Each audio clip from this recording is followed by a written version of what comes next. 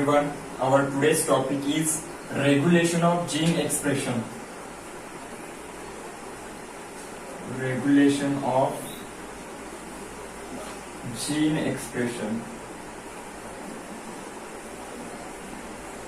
ठीक आहे, नावावरूनच समजते आपल्याला रेग्युलेट करायचं आहे म्हणजे त्याला कंट्रोल करायचा आहे कशाला जीनच्या एक्सप्रेशनला. बरोबर आहे, म्हणजे जीन एक्सप्रेस करायचा की एक्सप्रेस नाही करायचा ते आपल्याला काय करायचं पाहायचं आहे. म्हणजे जीन एक्सप्रेशन कशा प्रकारे होते आणि जीनचं एक्सप्रेशन स्टॉप कशा प्रकारे केलं जाते, म्हणजे त्याला रेग्युलेट कशा प्रकारे केले जाते. बरोबर आहे, ते काय करायचं आपल्याला या टॉपिक मध्ये शिकायचं आहे.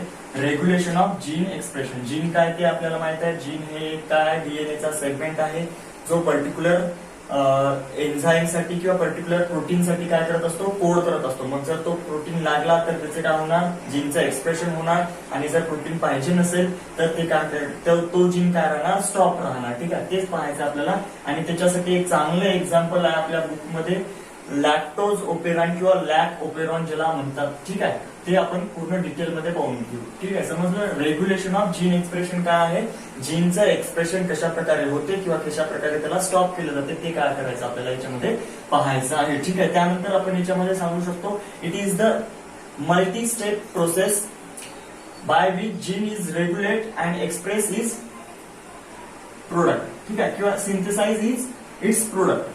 काय सांगितलं आपण, it is multi step process by which gene regulate and produce its product किंवा synthesize its product. ठीक आहे, हे काय जीन एक्सप्रेशन, जीन रेग्युलेशन हे काय मल्टी स्टेप प्रोसेस आहे ज्याच्यामध्ये जीनचं काय होते, रेग्युलेशन होते, जीन एक्सप्रेस होतो आणि काय करतो, प्रोडक्ट तयार करतो. ठीक आहे, मग ते एक्सप्रेशन स्टॉप सुद्धा करता येते आपल्याला. त्यानंतर आपण सांगू शकतो, जीन एक्सप्रेशन रिझल्ट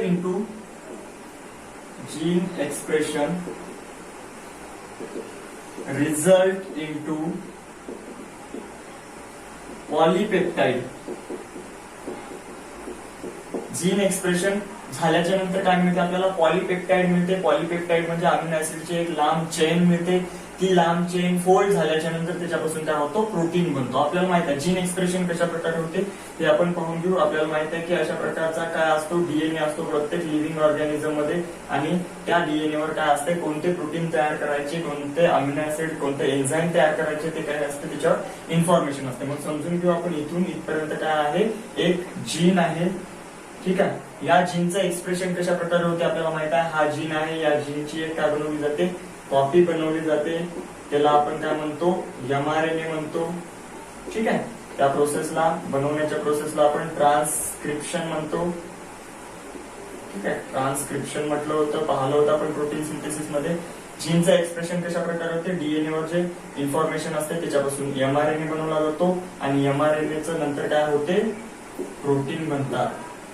पाहिलं होतं आपण की त्याच्यावर रायबोझोम बाइंड होतात आणि अमिनो ऍसिडची काय बनते, एक अशी लांब चेन बनते, त्याला आपण पॉलीपेप्टाइड म्हणतो. आणि हे पॉलीपेप्टाइड अशा प्रकारे फोल्ड झाल्याच्या नंतर काय होते, ते प्रोटीन. ठीक आहे, म्हणजे आपल्याला समजलं की जीन एक्सप्रेशन कशा प्रकारे होते, ट्रान्सक्रिप्शन, त्यानंतर ट्रान्सलेशन. ठीक आहे, या स्टेप आहे जीन एक्सप्रेशन मध्ये इन्व्हॉल्व्ह होणाऱ्या. म्हणून सांगितलं gene expression result into the polypeptide which is nothing but the protein. ते दुसरं तिसरं काय नसून काय आहे, प्रोटीनच आहे. ठीक आहे, gene expression regulate at a different level. ठीक आहे, expression regulate at different level. जीनचं एक्सप्रेशन वेगवेगळ्या लेवलवर आपण काय करू शकतो, रेग्युलेट करू शकतो, कंट्रोल करू शकतो. वेगवेगळ्या लेवलवर म्हणजेच काय, युकॅरियोट्स मध्ये, in eukaryotes it regulate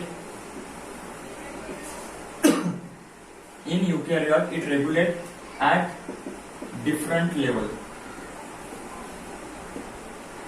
युकॅरियोटिक organism मध्ये ते कोणत्या लेवलवर आपण रेग्युलेट करू शकतो पाहून घेऊ. म्हणजे जीनला कोणत्या लेवलवर आपण कंट्रोल करू शकतो. ठीक आहे, म्हणजे पहिली लेवल आहे याच्यामध्ये ट्रान्सक्रिप्शनल लेवल. ट्रान्सक्रिप्शनल लेवल, ठीक आहे. पाहून घेऊ एका एकाने. दुसरी लेवल आहे याच्यामध्ये प्रोसेसिंग लेवल. प्रोसेसिंग लेवल ठीक आहे. त्यानंतर तिसरी स्टेप आहे प्रोसेसिंगच्या नंतर सपोज आपण सांगू शकतो transfer of mRNA from nucleus to the cytoplasm. During transfer of mRNA from nucleus to cytoplasm. Nucleus मधून एमआरएनए जेव्हा सायटोप्लाझम मध्ये येतो त्या टाइमला सुद्धा आपण काय करू शकतो, तो प्रोटीन तयार करायचा की नाही करायचा हे डिसाइड करू शकतो. ठीक आहे. त्यानंतर चौथी लेवल आहे at translational level. Translational level eukaryotic organism मध्ये आपण जीनचं रेग्युलेशन, जीनचं एक्सप्रेशन 4 ठिकाणी कंट्रोल करू शकतो. म्हणजे 4 ठिकाणी आपण ठरवू शकतो की तो प्रोटीन तयार करायचा की नाही करायचा. पहिलं आहे ट्रान्सक्रिप्शनल लेवल. म्हणजे हे जीन आहे, जीनचं ट्रान्सक्रिप्शन चालू आहे, एमआरएनए बनणं चालू आहे, तेव्हा आपण ठरवू शकतो की तो प्रोटीन बनवायचा की नाही बनवायचा. जर तो प्रोटीन बनवायचा नसेल तर इथून आपण ट्रान्सक्रिप्शनच होऊ देणार नाही. बरोबर आहे. दुसरी गोष्ट म्हणजे प्रोसेसिंग लेवलवर जर सपोज काय झालेलं असेल, ट्रान्सक्रिप्शन झालं असेल, एंडिंग पर्यंत आलं, सपोज इथून अशा प्रकारचं आपण पाहिलं होतं, एमआरएनए बनला होता. बरोबर. अशा प्रकारे एंडिंग झालं होतं. आता समजा एमआरएनए तर फायनली बनलेलाच आहे. मग आता आपल्याला काय करायचं आहे, जीनचं एक्सप्रेशन स्टॉप करायचं. म्हणजे आपल्याला तो प्रोटीन पाहिजे नाही. तिथे कसं स्टॉप करणार, प्रोसेसिंग लेवलवर आपण स्टॉप करू शकतो. म्हणजे इथे पाहिलं एमआरएनए बनल्याच्या नंतर इथे ग्वानिनची कॅप लागते, याच्यामध्ये काय असतात ते एक्झॉन असतात. आपण ते एक्झॉन काय करतो, काढून टाकतो. बरोबर आहे. मग ते एक्झॉन काढून टाकल्याच्या नंतरच काय बनते, फंक्शनल एमआरएनए बनतो. बरोबर आहे. मग ते आपण प्रोसेसिंग करणारच नाही. प्रोसेसिंग झालं नाही म्हणजे तो एमआरएनए कसा आहे, एचएनआरएनए म्हटलं होतं आपण त्याला, हेट्रोन्यूक्लियर आरएनए. म्हणजे तो कसा असतो, नॉन फंक्शनल असतो. नॉन फंक्शनल आरएनए आहे तर त्याच्यापासून पुढची प्रोसेस होणार नाही आणि प्रोटीन बनणार नाही. बरोबर. म्हणजे प्रोसेसिंगच्या लेवलवर सुद्धा आपण काय करू शकतो, जीनचं एक्सप्रेशन स्टॉप करू शकतो. त्यानंतर during transfer of mRNA from nucleus to cytoplasm आपण पाहिलं होतं ट्रान्सक्रिप्शनची प्रोसेस कुठे झाली होती, सेल आहे, सेलचा न्यूक्लियस आहे, इथे होता डीएनए आणि डीएनए पासून इथे बनला होता एमआरएनए. ट्रान्सक्रिप्शन कुठे झालं होतं, न्यूक्लियस मध्ये. नंतर हा एमआरएनए कुठे येतो, सायटोप्लाझम मध्ये. बरोबर आहे. मग जेव्हा एमआरएनए न्यूक्लियस मधून सायटोप्लाझम मध्ये येतो रायबोझोम जवळ, तेव्हा सुद्धा आपण काय करू शकतो, त्याला स्टॉप करू शकतो. प्रोटीन सिंथेसिस करायचं नसेल किंवा जीनचं एक्सप्रेशन करायचं नसेल तर तिथे आपण त्याला त्याच्यापर्यंत जाऊ देणार नाही. ठीक आहे. हे सुद्धा एक जीनचं काय झालं, एक्सप्रेशनचं रेग्युलेशन झालं. त्यानंतर आहे ट्रान्सलेशनल लेवल. म्हणजे ट्रान्सलेशन चालू आहे. सपोज इथे पोहोचला आपण एमआरएनए आणि नंतर आपल्याला माहित झालं की तो प्रोटीन आपल्याला पाहिजे नाही, हे झालं ट्रान्सलेशन. इथे सुद्धा आपण काय करू शकतो, प्रोटीन सिंथेसिस ब्लॉक करू शकतो. ठीक आहे.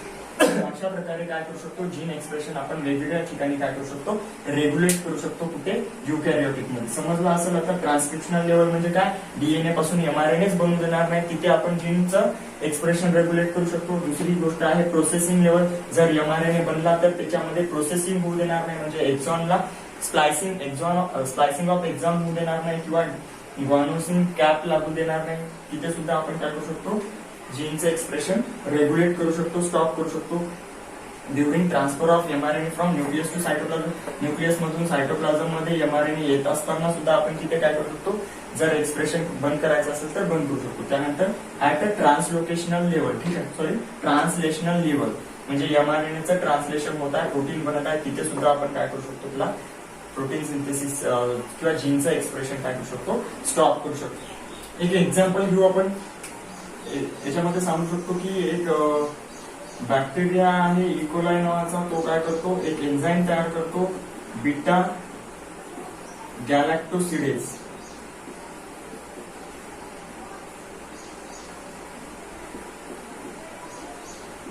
ठीक आहे. बीटा गॅलॅक्टोसिडेज नावाचा काय करतो, एक एन्झाईम तयार करतो. त्यासाठी त्याच्यावर डीएनए मध्ये काय राहणार, एक जीन राहणार आणि त्या जीनचं एक्सप्रेशन झाल्याच्या नंतर काय होणार, बीटा गॅलॅक्टोसिडेज त्याच्यामध्ये काय होणार, तयार होणार. बीटा गॅलॅक्टोसिडेज तयार कधी होतो, जेव्हा त्यांच्या सराउंडिंग मध्ये काय असतो, लॅक्टोज प्रेझेंट असतो. बरोबर आहे. त्या बॅक्टेरियाच्या सराउंडिंग मध्ये जेव्हा लॅक्टोज प्रेझेंट राहणार तेव्हा तो काय करणार, जीनचं एक्सप्रेशन करणार आणि बीटा गॅलॅक्टोसिडेज काय करणार, तयार करणार. हे बीटा गॅलॅक्टोसिडेज काय करते, या लॅक्टोजचा हायड्रोलिसिस करते. लॅक्टोजचा हायड्रोलिसिस म्हणजेच काय, हायड्रोलायसिस. आता लायसिस म्हणजे आपल्याला माहित आहे ब्रेकडाऊन, आणि हायड्रो म्हणजे माहित आहे आपल्याला, हायड्रो मीन्स वॉटर, बरोबर आहे. म्हणजे वॉटरच्या प्रेझेंट मध्ये तो काय करतो, या लॅक्टोजला ब्रेक डाऊन करतो, बीटा गॅलेक्टोसिडेज. ठीक आहे, बीटा गॅलेक्टोसिडेज काय करतो, वॉटरच्या प्रेझेन्स मध्ये लॅक्टोजला ब्रेक डाऊन करतो. कशामध्ये, गॅलेक्टोज आणि ग्लुकोज मध्ये. ठीक आहे, गॅलेक्टोज आणि ग्लुकोज मध्ये. समजलं का? एक एक्झाम्पल घेऊ म्हटलं रेग्युलेशन ऑफ जीन एक्सप्रेशनचं, की ई कोलाई नावाचा बॅक्टेरिया आहे. तो ई कोलाई नावाचा बॅक्टेरिया काय करतो, त्याच्या सराउंडिंग मध्ये जर लॅक्टोज प्रेझेंट असेल तर काय करतो, एका जीनचं एक्सप्रेशन करतो आणि त्याच्यापासून काय करतो, बीटा गॅलेक्टोसिडेज नावाचा काय करतो, एन्झाईम तयार करतो. आणि हा बीटा गॅलेक्टोसिडेज नावाचा एन्झाईम काय करतो, लॅक्टोजचं काय करतो, हायड्रोलिसिस करतो.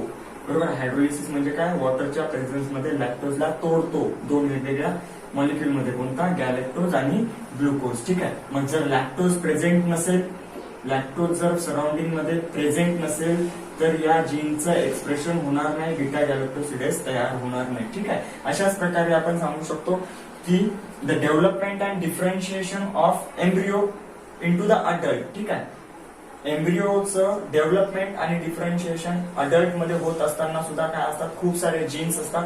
त्या जीन्सचं काय होत असते, एक्सप्रेशन आणि रेग्युलेशन हे कोऑर्डिनेट मध्ये होत असते. म्हणजे बरोबर व्यवस्थितरित्या त्याचं एक्सप्रेशन आणि रेग्युलेशन केले जाते, तेव्हाच एम्ब्रिओ हा काय होतो, अडल्ट मध्ये डेव्हलप होतो. जर हे दोन एक्झाम्पल जर पाहिले तर आपल्याला असं लक्षात येते की जीनचं जे एक्सप्रेशन आहे हे डिपेंड असते इन्व्हायरमेंटल कंडिशनवर. बरोबर आहे, इथे बघा इन्व्हायरमेंटल कंडिशन कशी होती, लॅक्टोज प्रेझेंट होता त्यामुळे जीनचं एक्सप्रेशन झालं, लॅक्टोज जेव्हा अब्सेंट होता जीनचं एक्सप्रेशन झालं नाही. एवढी गोष्ट आपल्याला काय होते, लक्षात येते. जसं परत आपण सांगू शकतो की ई कोलाई नावाचा बॅक्टेरिया होता. ई कोलाई नावाचा बॅक्टेरिया हा काय करतो, सराउंडिंग सोबत काय करून घेतो, ऍडजस्ट करून घेतो. सराउंडिंग सोबत काय करतो तो,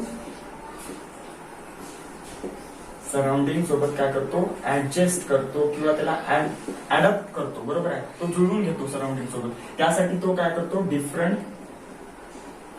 डिफरंट काय करू शकतो, एन्झाईम तयार करतो. ठीक आहे, डिफरंट एन्झाईम तयार करतो. ठीक आहे, ई कोलाई हा सराउंडिंग सोबत ऍडजस्ट करतो, त्यासाठी तो डिफरंट एन्झाईम तयार करतो. This enzyme is called as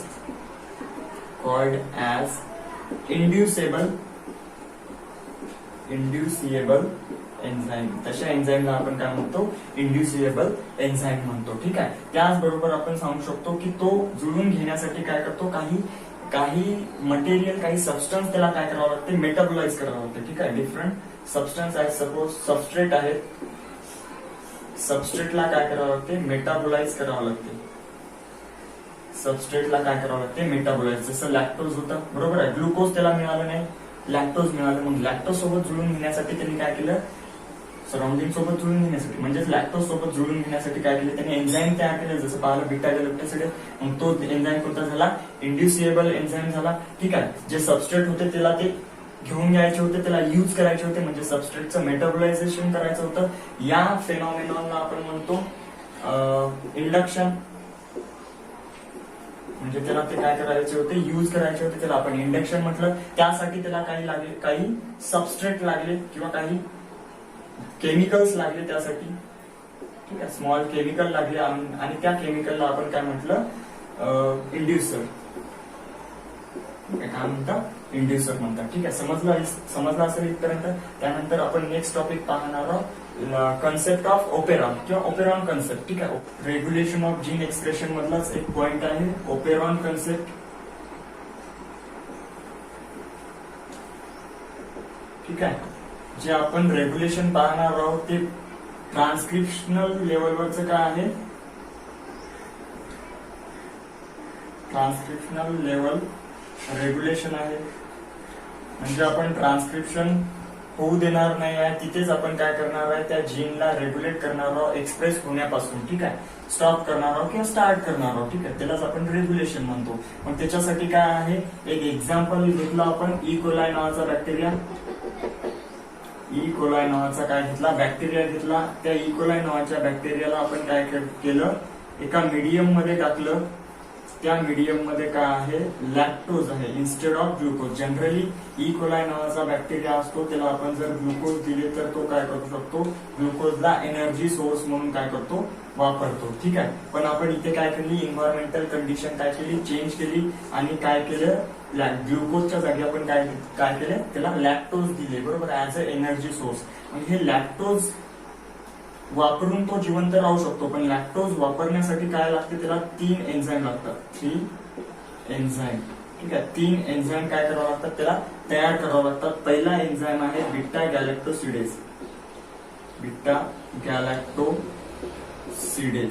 ठीक आहे. पहिला एन्झाईम आहे बीटा गॅलॅक्टोसिडेज. तो कशासाठी लागतो, डायजेशन ऑफ लॅक्टोज. कशासाठी लागतो, लॅक्टोजच्या डायजेशन साठी. दुसरा एन्झाईम आहे याच्यामध्ये, दुसरा एन्झाईम आपण घेऊ शकतो बीटा गॅलॅक्टोसाइड. बीटा गॅलॅक्टोसाइड परमिएज. ठीक आहे. दुसरा एन्झाईम आहे बीटा गॅलॅक्टोसाइड परमिएज. हा लागतो transfer of lactose into cell from surrounding. ठीक आहे. सराउंडिंग मधून लॅक्टोजला सेलच्या आतमध्ये पाठवण्यासाठी कोणता एन्झाईम लागतो, बीटा गॅलॅक्टोसाइड परमिएज. परमिएज म्हणजे पोअर फॉर्मेशनचा एन्झाईम आहे. पोअर फॉर्मेशन म्हणजे काय, हा इकोलाय आहे, इकोलायवर काय करणार, छोटे छोटे होल्स तयार करणार, छोटे छोटे छिद्र तयार करणार. कशासाठी, लॅक्टोज सराउंडिंग मधून त्या होल मधून सेलच्या आतमध्ये जाण्यासाठी. आणि तिसरा एन्झाईम आहे आपण याच्यामध्ये सांगू शकतो ट्रान्स ऍसिटायलेज. तिसरा एन्झाईम आहे ट्रान्स ऍसिटायलेज. या एन्झाईमचं काम आहे transfer of acetyl group from acetyl coenzyme A to galactosidase. Galactosidase. Acetyl coenzyme A पासून ऍसिटिल ग्रुप गॅलॅक्टोसिडेज नावाच्या एन्झाईम कडे देण्याचं काम कोण करते, ट्रान्स ऍसिटायलेज नावाचा एन्झाईम करतो. याचं दुसरं सुद्धा नाव दिलेलं आहे पुस्तकामध्ये, पाहून घ्याल तर. ठीक आहे. समजलं. मग काय आहे, ई कोलायला लॅक्टोजवर डिपेंड राहण्यासाठी काय लागतात, 3 एन्झाईम लागतात. मग हे 3 एन्झाईम काय आहे, 3 एन्झाईम तयार करण्यासाठी डीएनएचा एक सेगमेंट असतो, ज्याला आपण काय म्हणतो, ओपेरॉन म्हणतो. तो ओपेरॉन कशा प्रकारे असतो ते आपण पाहून घेऊ. सपोज डीएनएचा एक सेगमेंट आहे, डीएनएचा एक सेगमेंट ज्याला आपण ओपेरॉन म्हणतो. ठीक आहे. त्या ओपेरॉन मध्ये काय असतो, त्या ओपेरॉन मध्ये एक असतो ऑपरेटर. सिंपल ओनी रिप्रेझेंट करतो किंवा लिहितो, ऑपरेटर असतो. ठीक आहे. ऑपरेटर. आणि त्यानंतर त्याच्यामध्ये 3 स्ट्रक्चरल जीन असतात. फॉर एक्झाम्पल झेड, वाय आणि ए असे 3 काय आहे, स्ट्रक्चरल जीन आहे. Structural gene. ठीक आहे. हे जीन जर एक्सप्रेस झाले, तर यांच्यापासून झेड पासून गॅलॅक्टोसिडेज नावाचा एन्झाईम तयार होणार. वाय जीन पासून बीटा गॅलॅक्टोसिडेज परमिएज नावाचा एन्झाईम तयार होणार. आणि ए जीन पासून काय होणार, ट्रान्स ऍसिटायलेज नावाचा एन्झाईम तयार होणार. मग हे एक्सप्रेस होणं कोणाच्या हातात असते, ऑपरेटरच्या हातात असते. ठीक आहे. म्हणजे ऑपरेटरच्या हातात म्हणण्यापेक्षा ऑपरेटरवर एक दुसरा एक मॉलिक्यूल बाइंड होतो, त्याच्या हातामध्ये असते. ठीक आहे. मग काय आहे, एक रिप्रेसर प्रोटीन इथे बाइंड होत असतो. ठीक आहे. इथे रिप्रेसर एक बाइंड होतो. जर रिप्रेसर बाइंड झाला इथे तर याचं एक्सप्रेशन होणार नाही, आणि जर रिप्रेसर बाइंड नाही झाला तर हे काय होणार, एक्सप्रेस होणार. पण ते रिप्रेसर तयार करण्यासाठी सुद्धा काय असतो, एक रिप्रेसर जीन असतो. ठीक आहे. प्रमोटरच्या आधी. सपोज हे समजून घेऊ आपण, हा प्रमोटर आहे, पीने रिप्रेझेंट करतो. ठीक आहे. आणि हे डीएनचा एक तुकडा आहे, आणि त्याच्या अगोदर काय असते, मग एक रेग्युलेटरी जीन असते. ठीक आहे. एक काय असतो, रेग्युलेटरी काय असतो, जीन असतो. हा रेग्युलेटरी जीन काय करतो, याचं ट्रान्सक्रिप्शन होते, एमआरएनए तयार होतो. ठीक आहे. एमआरएनएचं ट्रान्सलेशन होणार, आणि काय होणार, एक रिप्रेसर तयार होणार. ठीक आहे. समजलं असेल. रेग्युलेटरी जीन त्याचं काय होणार,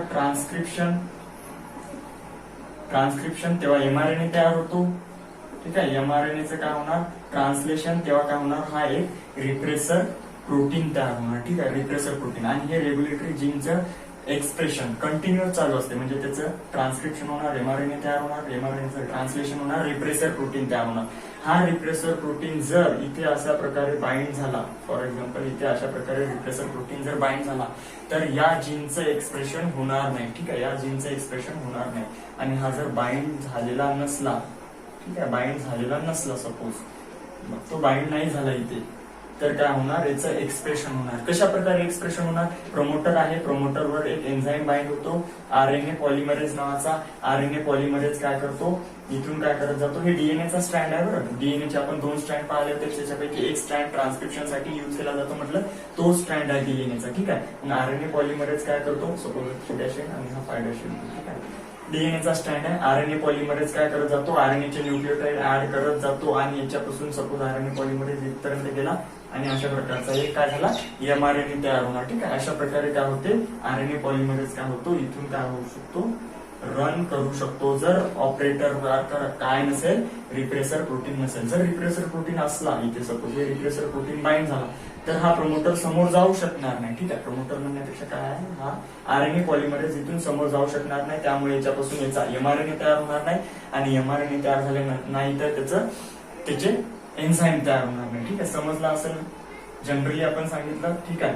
याच्यामध्ये ऑपरेटर म्हणजेच काय आहे, एक डीएनएचा सेगमेंट आहे, ठीक आहे, जो काय करतो, 3 जीनचं काय करतो, एक्सप्रेशन करतो. सिंपल आहे. ऑपेरॉन काय आहे, त्याच्यामध्ये 3 स्ट्रक्चरल जीन आहे, झेड, वाय, ए. झेडचं जर एक्सप्रेशन झालं तर त्याच्यापासून बीटा गॅलेक्टोसिडेस तयार होतो, वायचं जर एक्सप्रेशन झालं तर बीटा गॅलेक्टोसिडेस परमियस तयार होतो, आणि एचं एक्सप्रेशन झालं तर ट्रान्स ऍसिटायलेस तयार होतो, ठीक आहे. पण या स्ट्रक्चरल जीनच्या आधी काय असतो, ऑपरेटर असतो, आणि ऑपरेटरवर जर रिप्रेसर असेल तर याचं एक्सप्रेशन होणार नाही, रिप्रेसर नसेल तर त्याचं काय होणार, एक्सप्रेशन होणार, ठीक आहे. म्हणजे आपण काय करत आहोत, याचं रेग्युलेशन करत आहोत, एक्सप्रेशनचं, जीनचं एक्सप्रेशनचं रेग्युलेशन करत आहोत. इथे रिप्रेसर असला तर याचं एक्सप्रेशन होणार नाही, रिप्रेसर नसेल तरच काय होणार, एक्सप्रेशन होणार. का, कारण की प्रोमोटरवर काय असतो, एक एन्झाईम असतो, आरएनए पॉलिमरेज, तो इथून रन करू शकतो जर इथे रिप्रेसर नसला तर, ठीक आहे. त्या प्रोमोटरच्या आधी थोडासा डिस्टन्सवर काय असतो, रेग्युलेटरी जीन असतो, आणि तो रेग्युलेटरीज जीन काय करत असतो, रिप्रेसर प्रोटीनला काय करत असतो, तयार करत असतो, ठीक आहे. हे तर आपल्याला जनरली आपण काय समजून घेतलं की ओपेरॉन कशा प्रकारे असतो, ओपेरॉनचं स्ट्रक्चर समजून घेतलं. मग आता 2 केसेस मध्ये आपल्याला डिफरन्स समजतो की जीनचं एक्सप्रेशन कशा प्रकारे होतो. ते 2 केसेस आपण काय करून घेऊ, पाहून घेऊ. 2 केस मध्ये आपण समजून घेऊ की जीनचं एक्सप्रेशन कशा प्रकारे होते. हे पाहिल्याच्या नंतर तुम्हाला एक आयडिया येऊन जाईल की जीनचं एक्सप्रेशन कशा प्रकारे होते, ठीक आहे. त्याच्यामध्ये पहिली केस आहे case first in presence of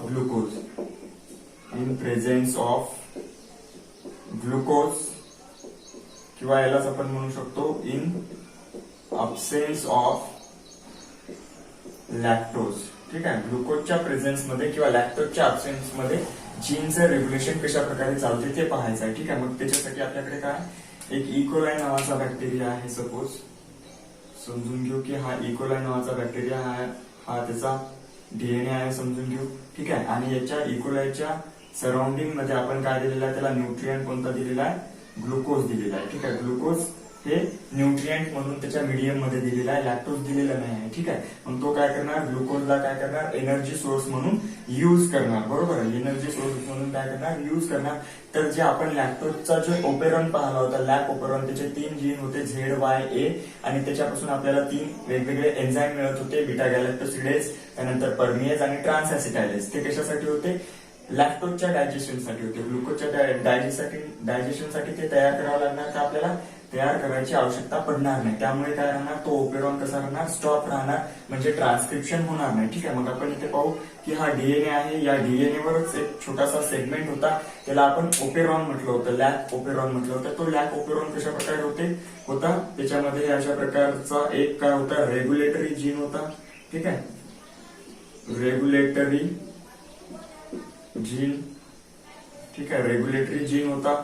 त्यानंतर त्याच्यामध्ये डीएनएचा एक छोटासा काय होता, सेगमेंट होता,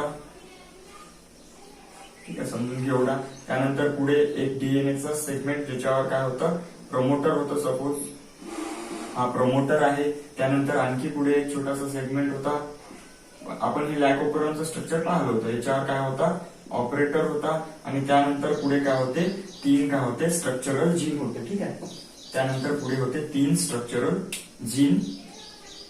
हा पहिला जीन झेड, दुसरा वाय आणि हा तिसरा जीन कोणता एल.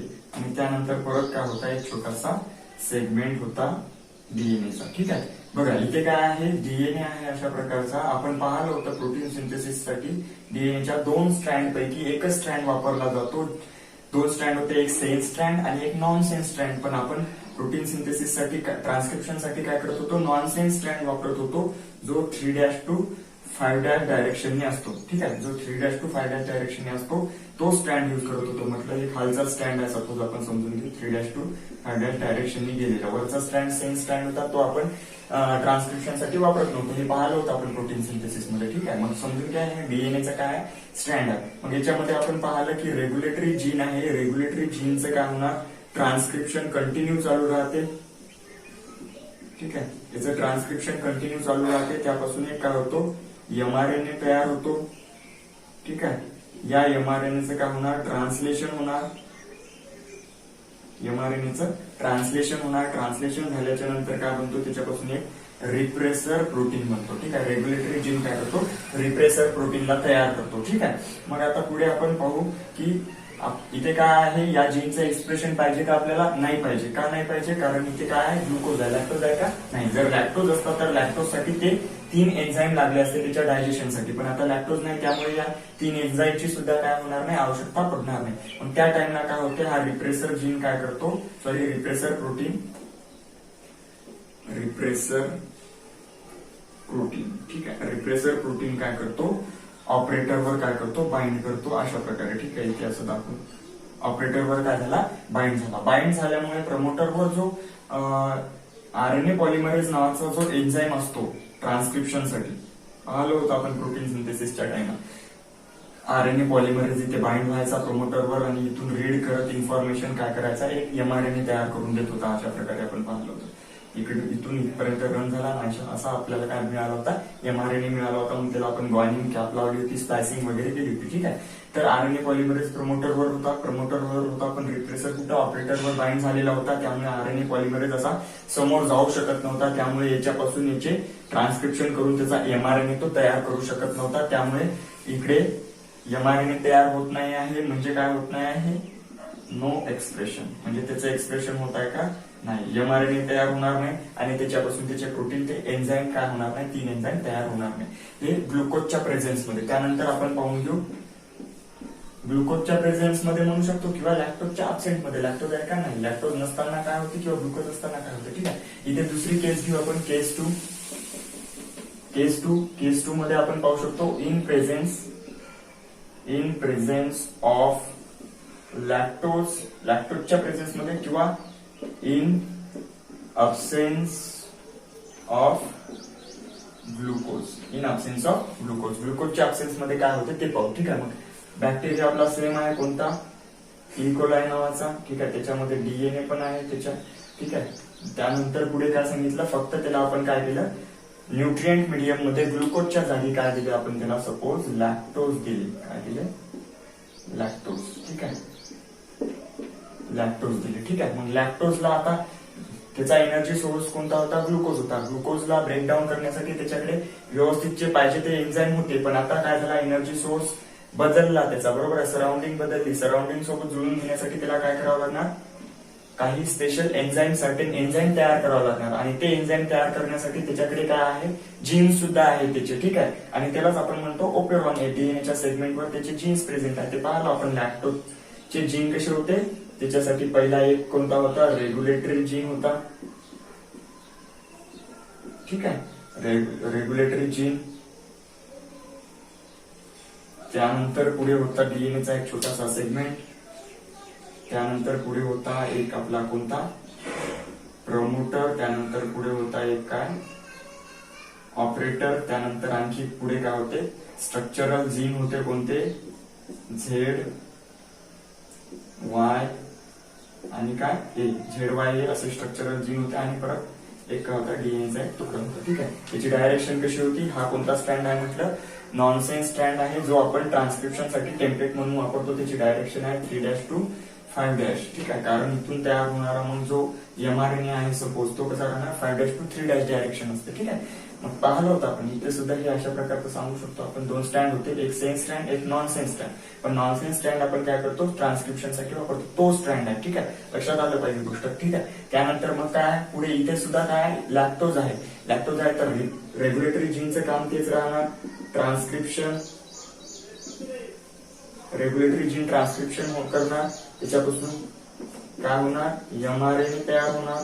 ठीक आहे. अशा प्रकारे एमआरएनएचं काय होणार, ट्रान्सलेशन होणार आणि एक प्रोटीन तयार होणार, कोणता, रिप्रेसर प्रोटीन.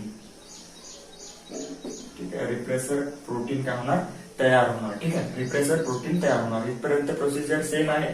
पण काय झालं की इकोलाय होता, इकोलाय मध्ये आधी कधीतरी काय किंवा इकोलाय मध्ये ऑलरेडी काय असते, याच्या बॉडीमध्ये काय असते, परमिएज नावाचे काय असतात, एन्झाईम असतात, थोड्या प्रमाणात असतात. ठीक आहे. सुरुवातीला थोड्या प्रमाणात परमिएज नावाचे एन्झाईम असतात. ते काय करतात, याच्यावर थोडेसे काय होतात, पोअर्स फॉर्मेशन करतात. परमिएज कशासाठी, पोअर फॉर्मेशन. पोअर म्हणजे काय, याच्यावर काय केले जातात, होल्स तयार केले जातात आणि त्या होल्स मधून काय होते, मग नंतर ते लॅक्टोज काय होते, त्याच्या आतमध्ये काय होते, जाऊ शकते. ठीक आहे. परमिएज नावाचे एन्झाईम ऑलरेडी प्रेझेंट राहतात, ते होल्स तयार करतात इकोलाच्या बॉडीवर आणि त्याच्यामध्ये नंतर काय होऊ शकते, लॅक्टोज आतमध्ये जाऊ शकते. लॅक्टोज आतमध्ये गेला. ठीक आहे. लॅक्टोज आतमध्ये गेला, तो लॅक्टोज ॲलोलॅक्टोज म्हणू शकतो आपण त्याला. ॲलोलॅक्टोज काय करतो, इंड्युसर म्हणून काम करतो. इंड्युसर म्हणजे काय, स्वतःच्या ब्रेकडाऊनचं काय करतो, तो काम करतो. बरोबर. लॅक्टोज हा सेल्फ इंड्युसर आहे, म्हणजे स्वतःच्या ब्रेकडाऊन मध्ये काय करतो, मदत करतो. हा इंड्युसर काय होतो, या रिप्रेसरला बाइंड होतो. रिप्रेसरला बाइंड झाला इंड्युसर, म्हणजे हा रिप्रेसर प्रोटीन जो होता. ठीक आहे. सपोज आपण समोर दाखवू. ठीक आहे. हा रिप्रेसर होता, रिप्रेसर इंड्युसर बाइंड झाला, रिप्रेसर इंड्युसर कॉम्प्लेक्स बनला एक अशा प्रकारे. रिप्रेसर त्यानंतर हा इंड्युसर. ठीक आहे. रिप्रेसर इंड्युसर कॉम्प्लेक्स बनला आणि हा कसा होता, इनॅक्टिव्ह होता. ठीक आहे. हा इनॅक्टिव्ह होता. इनॅक्टिव्ह असल्यामुळे हा ऑपरेटरवर बाइंड होणार नाही, तो बाइंड होऊ शकत नाही तिथे. ठीक आहे. तो बाइंड होणार नाही, वापस येणार. ठीक आहे. बाइंड नाही झाला म्हणजे प्रोमोटरवर काय होता, आपला आरएनए पॉलिमरेज होता. प्रोमोटरवर काय होता, आरएनए पॉलिमरेज. इथे मधात अडथळा नाही, त्यामुळे आरएनए पॉलिमरेज इथून इथपर्यंत काय होणार, रन होणार आणि रन होत असताना काय होणार, याच्यापासून काय होणार, याचा एक एमआरएनए बनणार. ठीक आहे. आरएनए पॉलिमरेजनं काय केलं समजून घेऊ आपण, ट्रान्सक्रिप्शन केलं. ठीक आहे. आरएनए पॉलिमरेजनं काय केलं, ट्रान्सक्रिप्शन. म्हणजे आरएनए पॉलिमरेज इथून रन झाला, याच्यावर जे न्यूक्लियोटाइड होते त्याच्या न्यूक्लियोटाइडच्या कॉम्प्लिमेंटरी सिक्वेन्स ऍड करून काय केला त्यांनी, एक एमआरएनए तयार केला. या 3 जीनचा एकच एमआरएनए राहणार, 5' to 3' डायरेक्शन. ठीक आहे. 3 जीनचा एक अशा प्रकारे समजून घेऊ. हा पहिला झेड जीनचा एक एमआरएनए, हा वाय जीनचा दुसरा आणि हा ए जीनचा तिसरा. पण तो कसा असतो, एक कम्प्लीट फॉर्म मध्ये असतो. कारण आपण सांगितलं होतं की प्रोकॅरियोटिक मध्ये जीन्स हे कसे असतात, पॉलिसिस्टॉनिक असतात. म्हणजे एक प्रमोटर, त्याच्यामध्ये खूप सारे जीन असू शकतात आणि त्या खूप साऱ्या जीन पासून नंतर काय होणार, एकच एमआरएनए तयार होणार. पण युकॅरियोटिक ऑर्गॅनिझम मध्ये जीन कसे असतात म्हटलं होतं, मोनोसिस्टॉनिक. म्हणजे एका जीनचा एकच प्रमोटर. जसं आता झेड जीन होता तर त्याचा एक प्रमोटर, वाय जीन असता तर त्याचा इथे एक प्रमोटर राहिला असता. बरोबर आहे. पण तसं प्रोकॅरियोटिक मध्ये तसं होत नाही. ठीक आहे. मग आता इथे काय झालं, एमआरएनए तयार झाला. एमआरएनएचं काय होणार, परत ट्रान्सलेशन होणार. ठीक आहे. काय होणार, ट्रान्सलेशन होणार. आणि ट्रान्सलेशन झाल्याच्या नंतर, एमआरएनएचं ट्रान्सलेशन झाल्याच्या नंतर या जीनचा एक एन्झाईम तयार होणार. पहिला कोणता, बीटा गॅलेक्टोसिडेज. कोणता, बीटा गॅलेक्टोसिडेज. ठीक आहे. दुसऱ्या याचा काय होणार, दुसऱ्या एमआरएनएचा म्हणजे दुसऱ्या जीनचा, वाय जीनचा कोणता आहे, परमिएज. ठीक आहे. परमिएज. दुसऱ्या याचा कोणता, परमिएज नावाचा एन्झाईम, त्यालाच आपण म्हणतो बीटा गॅलेक्टोसाइड परमिएज. आणि तिसऱ्या याचा होणार तिसरा एन्झाईम तयार ट्रान्सलेशन झाल्याच्या नंतर. तिसऱ्या याचा कोणता, ट्रान्सएसिटायलेज. ठीक आहे. अशा प्रकारे जेव्हा लॅक्टोज होता तेव्हा हा काय झाला, त्याचं काय झालं, एक्सप्रेशन झालं. आणि जेव्हा लॅक्टोज नव्हता तेव्हा काय झालं, त्याचं सप्रेशन झालं, म्हणजे त्याला एक्सप्रेस होऊ दिलं नाही. ठीक आहे, नो एक्सप्रेशन. ठीक आहे, अशा प्रकारे इन्व्हायरमेंटल कंडिशन कशी आहे त्यावरून त्याचं एक्सप्रेशन काय होत असते, रेग्युलेट होत असते. हे आपण काय केलं होतं, सांगितलं होतं. ठीक आहे, सिंपल आहे. याच्यामध्ये याच कंटिन्यू एक्सप्रेशन राहणार. कंटिन्यू एक्सप्रेशन असल्यामुळे रिप्रेसर प्रोटीन इथे बाइंड राहणार. बाइंड असला म्हणजे आरएनए पॉलिमरेज समोर जाऊ शकणार नाही, म्हणजे याच्यापासून याचा एमआरएनए तयार होणार नाही, म्हणजे त्याचे एन्झाईम तयार होणार नाही. का होणार नाही, कारण एन्झाईमची गरज सुद्धा नाही आहे. ठीक आहे, जसा लॅक्टोज आला, लॅक्टोज आल्याच्या नंतर हे रेग्युलेटरी प्रोटीन सुद्धा काय राहणार, सॉरी रेग्युलेटरी जीन एक्सप्रेस होत राहणार, त्याच्यापासून रिप्रेसर प्रोटीन तयार होत राहणार. पण सुरुवातीला त्या इकोलाय मध्ये परमिएज नावाचे एन्झाईम असतात, त्यामुळे तो पोअर फॉर्म करतात आणि त्यामुळे काय होतात, सराउंडिंग मधले लॅक्टोज कुठे सेलच्या आतमध्ये जातात आणि ते सेलमध्ये गेलेले लॅक्टोज काय करतात, इंड्युसर म्हणून काय करतात, काम करतात. म्हणजे इंड्यूस करतात कशाला, याच्या एक्सप्रेशनला. बरोबर आहे, इंड्यूस कशा प्रकारे करतात, ते रिप्रेसर प्रोटीनला बाइंड करतात. त्यामुळे रिप्रेसर प्रोटीन इनऍक्टिव्ह होतो. आपण समजून घेऊ की हा जड होतो, त्यामुळे इथे काय होऊ शकत नाही, तो बाइंड होऊ शकत नाही, किंवा त्याची बाइंडिंग साईड काय होते, ब्लॉक होते. त्यामुळे काय होत नाही, तो ऑपरेटरला बाइंड होऊ शकत नाही. ऑपरेटरला बाइंड नाही झाला म्हणजे तो काय करू शकतो, आरएनए पॉलिमरेज इथून काय करू शकतो, मूव्ह करू शकतो आणि त्याचं ट्रान्सक्रिप्शन करून काय करू शकतो, एमआरएनए तयार करू शकतो. एमआरएनएचं काय होणार नंतर, ट्रान्सलेशन झाल्याच्या नंतर हे तीन काय होणार, एन्झाईम काय होणार, तयार होणार. ठीक आहे, मग जसं आता सपोज फायनली काय झालं, सगळे लॅक्टोज काय झाले, संपून गेले सराउंडिंग मध्ये. ठीक आहे, लॅक्टोज संपून गेले. लॅक्टोज संपल्याच्या नंतर याचं एक्सप्रेशन करण्याची गरज पडणार का, लॅक्टोज संपून गेले, ग्लुकोज आले समजून घेऊ. लॅक्टोज संपले तर याचं एक्सप्रेशन करण्याची गरज पडणार का, म्हणजे हे एन्झाईम तयार करण्याची गरज पडणार का, नाही पडणार. बरोबर, मग त्या टाइमला काय होते, त्या टाइमला काय होणार, सगळे लॅक्टोज संपून जाणार. हा एक इंड्युसर नावाचा लॅक्टोज होता, तो सुद्धा काय करणार, बीटा गॅलेक्टोसिडेज त्याला गॅलेक्टोज आणि ग्लुकोज मध्ये कन्वर्ट करणार. म्हणजे इथे बाइंड होण्यासाठी लॅक्टोज राहणार नाही आणि हा इथे काय होऊ शकतो, बाइंड करू शकतो. त्याला निगेटिव्ह फीडबॅक म्हणतात. ठीक आहे, अशा प्रकारे हे रेग्युलेशन ऑफ जीन एक्सप्रेशन समजा. ठीक आहे.